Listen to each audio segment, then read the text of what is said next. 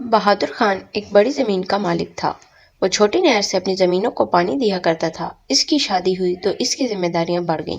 اس نے اپنی مدد کے لیے ایک مزارع کو رکھ لیا۔ فصل جب تیار ہوتی تو اس کی حفاظت کے لیے بہادر خان اور اس کا مزرعہ رات کھیتوں میں ہی سوتے تھے۔ ایک مرتبہ اتنی بارش ہوئی کہ بہادر خان کی خشک زمین بھی سرسبز و شاداب ہو گئی۔ وہ اسے اپنی شادی کی خوش بختی تصور کرنے لگا۔ فصل پک کر تیار ہو گئی تھی۔ بہادر خان اور مزارع کھلیان میں رات گزارنے کے لیے رکے ہوئے تھے۔ اس کی بیوی سر شام ہی روٹی دے گئی تھی۔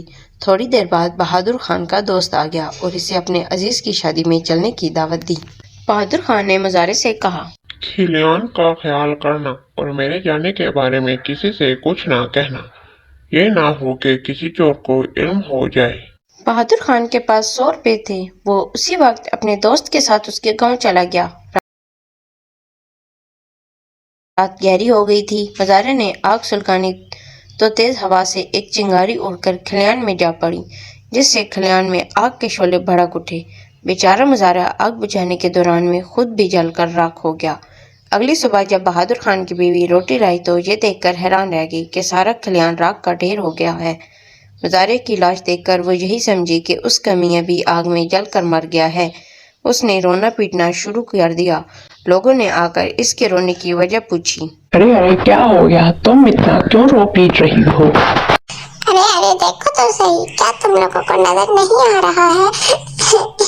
رات کھلیان کے ساتھ میرا شوہر بھی جل کر راکھ ہو گیا۔ اب میں کیا کروں گی؟ لوگوں نے مزارع کی لاش کو بہادر خان کی میت سمجھ کر دفن کر دیا۔ چند دن بعد بہادر خان شادی سے لوٹا تو آدھی رات کا وقت تھا۔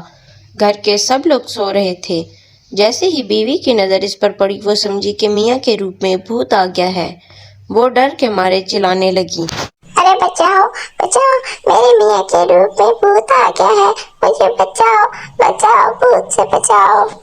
اس کی چیخو پکار سن کر گھر کے اور آس پاس کے لوگ جمع ہو گئے اور پوچھنے لگے کہ کیا ہوا، کیوں چلا رہی ہو؟ بیوی نے بتایا کہ مردے کا بھوت آ گیا ہے۔ بہادر خان یہ سن کر بہت حیران ہوا کہ اسے مردہ کہا جا رہا ہے۔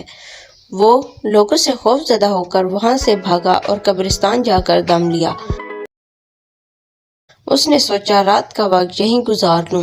صبح کے وقت جاؤں گا تاکہ دن کی روشنی میں لوگ مجھے پہچان لیں۔ بہادر خان کا بھوک سے برا حال تھا۔ صبح سویرے قبرستان سے نکل کر گاؤں کی طرف روانہ ہوا۔ جس وقت وہ گاؤں پہنچا تو ایک آدمی وہاں سے گزر رہا تھا۔ بہادر خان چپکے سے اس کے پیچھے چلنے لگا اور کہا، بھائی مجھے کھانے کو کچھ دے دو، مجھے بہت بھوک لگی ہے، میں بھوکا ہوں۔ آدمی نے جب دیکھا کہ یہ بہادر خان ہے تو خوف زدہ ہوا، ایک چیخ ماری اور دم توڑ گیا۔ یہ ماجرا دیکھ کر بہادر خان ڈر کے مارے دوبارہ بھاگ کر قبرستان میں چھپ گیا۔ لوگ اتنے میں ایک آدمی کو دفنانے آ گئے۔ جب اسے سپرد خاک کر دیا تو خیرات کی کھجوریں بانٹنے لگے۔ ایک آدمی بولا، پہلے گن لو کہ کتنے لوگ ہیں، پھر اسی حساب سے بانٹنا۔ ارے 100 لوگ تو ضرور ہوں گے۔ بہادر خان بول اٹھا، ارے 100 آدمیوں کو تو بعد میں دینا، پہلے مجھے میرا حصہ تو دے دو۔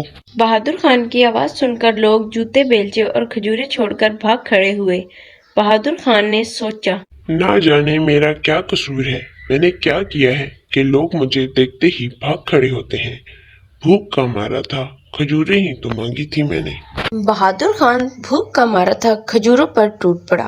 آدھی رات ہوئی تو کیا دیکھتا ہے کہ ایک آدمی کالے کپڑے پہنے اسی آدمی کی قبر پر آیا اور کچھ پڑھنے لگا، جس سے قبر پھٹ گئی اور اس سے مردہ باہر نکل آیا۔ بہادر خان سمجھ گیا کہ یہ جادوگر ہے۔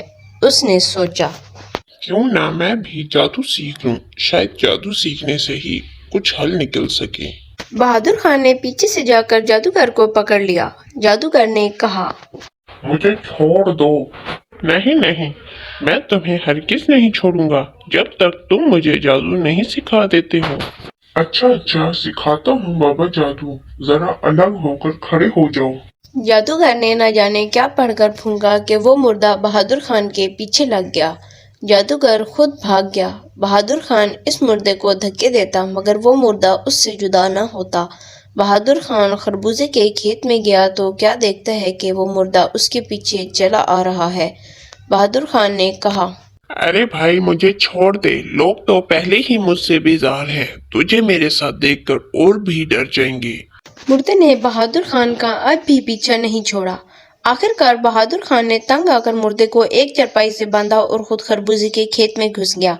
क्या देखते हैं कि वही मुर्दा चारपाई के साथ बंधा चला आ रहा है और खटखट की आवाज पैदा हो रही है।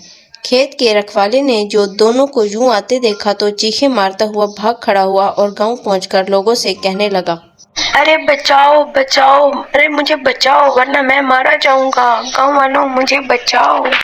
गांव के जमींदार ने कपड़े धुलने के लिए नदी पर भेजे थे। इन दोनों लोगों पर बहादुर खान का खौफ बुरी तरह सवार था। चंद लोग कपड़े लेकर नदी पर पहुंचे। अभी वो कपड़े धो ही रहे थे कि बहादुर खान भी प्यास बुझाने नदी पर आ निकला। इसे देखते ही वो लोग कपड़े छोड़ छाड़कर घोड़ों पर सवार होकर सरपट भाग निकले।